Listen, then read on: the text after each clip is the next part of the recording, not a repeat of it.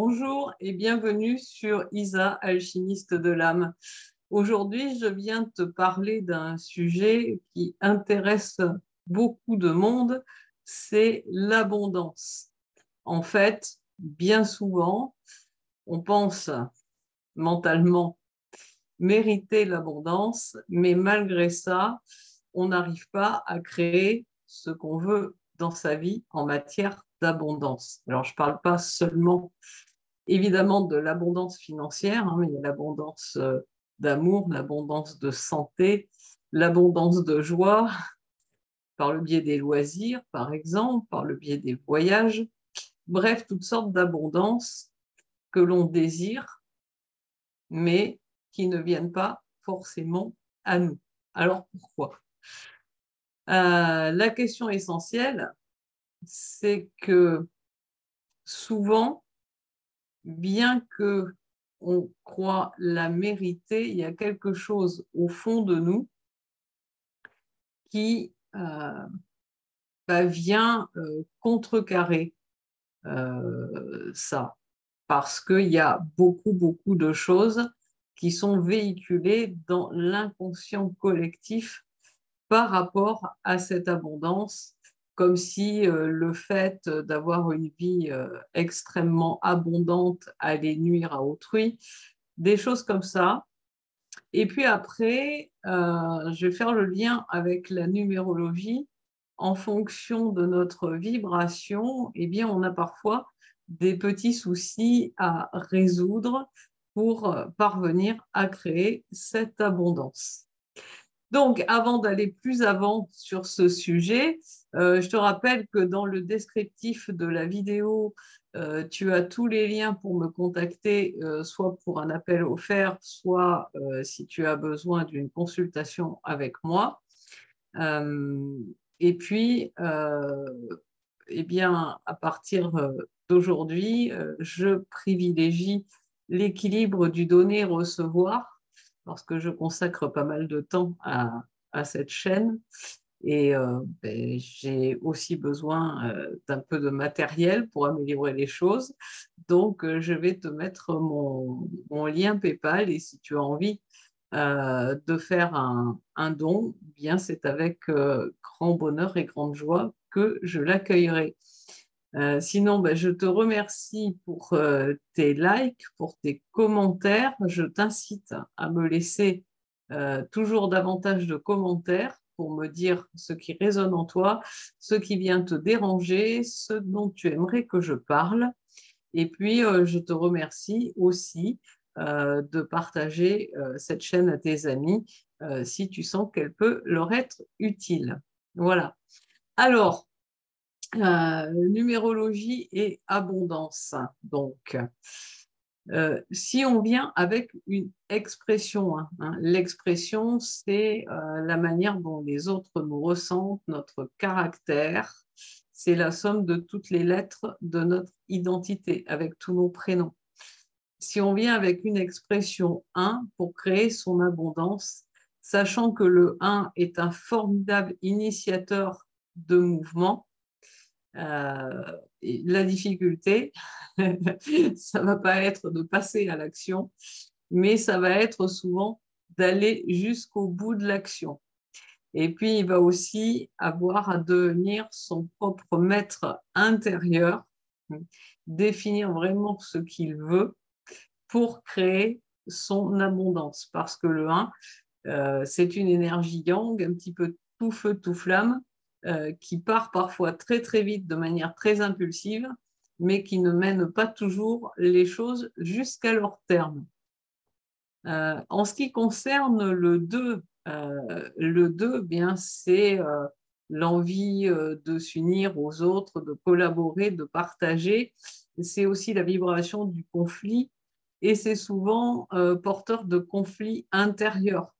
Donc, pour le 2, la difficulté, c'est plutôt de définir clairement ce qu'il souhaite créer et puis d'avoir la conviction pour aller créer les choses dont il a envie, pour aller créer cette abondance, parce qu'il y a beaucoup de doutes dans le 2, un petit peu le j'y vais-ti pas. Alors, pour créer son abondance, il est nécessaire d'être focus et clair sur ce qu'on veut et de ne pas lâcher l'affaire. Voilà. Le 3, qui symbolise le relationnel et la communication, lui, il va avoir beaucoup de facilité lorsqu'il a envie de créer quelque chose, à rencontrer les bonnes personnes et ça va lui faciliter considérablement la vie. L'inconvénient du 3, dans son dynamisme et son enthousiasme, c'est que parfois, il va se disperser un petit peu. Donc, ça peut être commencer plusieurs choses à la fois et au final, aller au bout de rien. Ou alors, au niveau de l'abondance financière, eh bien, le 3, il peut avoir des petites crises style faut que je me fasse plaisir et se disperser financièrement. Et ça entraîne évidemment des baisses dans ses finances et un manque, on va dire, ponctuel dans son abondance financière. Donc, l'ennemi du 3, c'est la dispersion. Le 4, lui, il a besoin de construire solidement et de se sentir en sécurité. Sauf que pour créer son abondance, il faut aller vers la nouveauté. Alors, même s'il est nécessaire de le faire en s'organisant et en structurant les choses, la difficulté du 4 va être de sortir de sa zone de confort. Voilà. Donc, c'est un gros challenge pour le 4, souvent, que de sortir de sa sécurité telle qu'il la voit, connue, on va dire, de sortir du connu pour aller vers l'inconnu. En ce qui concerne le 5, alors le 5 a de belles perspectives d'expansion et de croissance. Donc, pour l'abondance, c'est plutôt un bon chiffre. Le problème du 5, c'est qu'il a un côté très autonome, très indépendant et donc très électron libre qui l'amène lui aussi beaucoup vers de la dispersion. Et une caractéristique du 5, ça peut être eh bien, de courir plusieurs lièvres à la fois et de n'en attraper aucun. Ou alors, ça peut être, lorsque les choses vont mal, de connaître des grands downs émotionnels et de se réfugier un petit peu dans des choses artificielles. Et donc là, c'est la déconnexion avec son être. Et donc, à partir du moment où on déconnecte de son être, eh bien, on ne crée pas d'abondance. En ce qui concerne le 6, grand besoin d'amour, d'harmonie. Le foyer est très important pour le 6. Nombre de l'équilibre également et des choix difficiles. Donc le 6, son principal problème, c'est que ce nombre ne donne pas forcément une impulsion à des choix clairs et nets, d'une part, et que d'autre part, le 6, il a beaucoup de mal à se faire passer en premier, à se choisir. Donc, tant qu'il ne va pas bien définir clairement ses objectifs et choisir de tout faire pour les mettre en place parce que c'est ce qui lui parle à lui, qu'il va faire passer avant lui tous les membres de sa famille, il va avoir beaucoup de mal à créer son abondance. Le 7, belle reliance à la connaissance universelle, mais gros mental. Donc, difficile souvent pour le 7 de dépasser toutes les croyances limitantes face à l'abondance. Et à chaque fois que le mental va réenclencher toutes les circonvolutions de l'esprit, il va plus être clair dans ses intentions. Or, lorsqu'on veut créer de l'abondance, une des choses essentielles, eh bien, c'est la clarté de l'intention. Donc, si on se met à discuter cette intention intérieurement avec plein de pensées parasites, eh bien, les choses ne vont pas comme l'on voudrait. Le 8, alors le 8, c'est le chiffre qui est destiné à créer le plus d'abondance. Mais le 8, lui, pour créer cette abondance, il est nécessaire qu'il soit en parfait équilibre intérieur, qu'il ne soit pas challengé par ses émotions et que l'abondance qu'il crée soit en lien avec sa spiritualité. Parce que un 8 qui vient créer de l'abondance, en particulier financière, en faisant des choses qui ne lui parlent pas, ça peut marcher un temps, mais ça s'écroule toujours.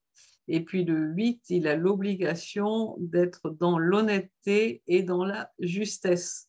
Donc, au moindre écart sur sa route, et en particulier sur le financier, il sera sanctionné. Enfin, le 9, pour en terminer avec les nombres habituels, on verra les maîtres nombres ensuite. Le 9, lui, il a un grand cœur, il attire magnétiquement souvent des personnes qui pensent qu'il peut les aider à résoudre leurs problèmes. Et tant qu'il n'est pas dans la maîtrise de ça, il a une très jolie tendance au sacrifice. Donc, le risque, c'est d'épuiser ses énergies, et même s'il peut être plus clair dans ses choix que le 6, en fait, c'est dans la dispersion de ses énergies au service des autres d'une manière irraisonnée qu'il va avoir des freins à la création de son abondance. Donc voilà, en ce qui concerne le 11, maître nombre, canal direct du ciel à la terre, fait pour vraiment matérialiser lui aussi sa spiritualité. Comme le 8, c'est un maître nombre qui peut créer beaucoup, beaucoup d'abondance dans sa vie, mais à condition de maîtriser les tensions qui sont liées à ce maître nombre. Parce qu'il y a énormément d'émotions et de mental qui peuvent venir dans le 11 et de la dualité. On a l'habitude de dire que le 11, il combine les effets du 2, du 7 et du 9. Donc, vous voyez, ça peut être un petit peu compliqué.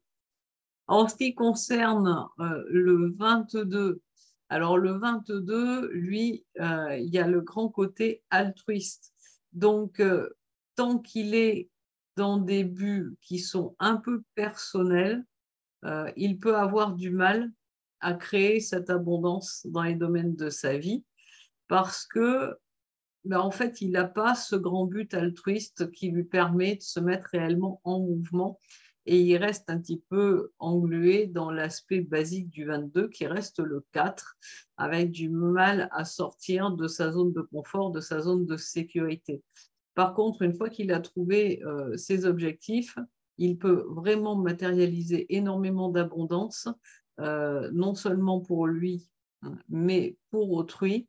Le risque pour le 22, c'est de matérialiser beaucoup l'abondance dans le côté professionnel, mission, et de laisser un peu le côté personnel de côté parce que ce n'est pas le truc qui l'intéresse le plus de prime abord. Et je vais dire que quelqu'un qui vit avec un 22 peut en souffrir.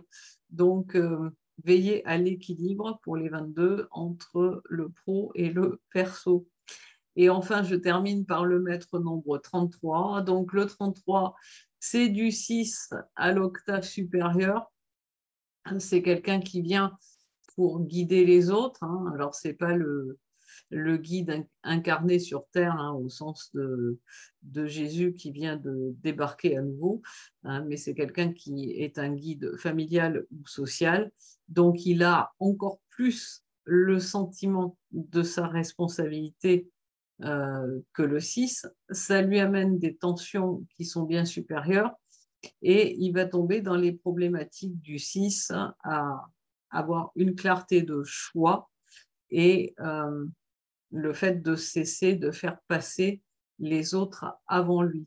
Quand il sera dans la maîtrise de son 33, par contre, il peut valablement créer de l'abondance, non seulement pour lui, mais également pour les autres au service de la collectivité.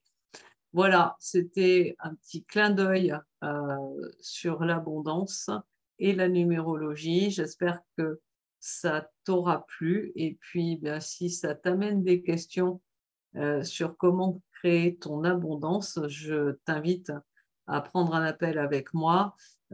J'ai à ta disposition encore quelques places dans le mentorat que je crée Demeure de Lumière qui est spécifiquement fait pour ça. Voilà, je te souhaite une belle journée, une belle soirée, suivant le moment où tu découvres cette vidéo. Et je te dis à très vite.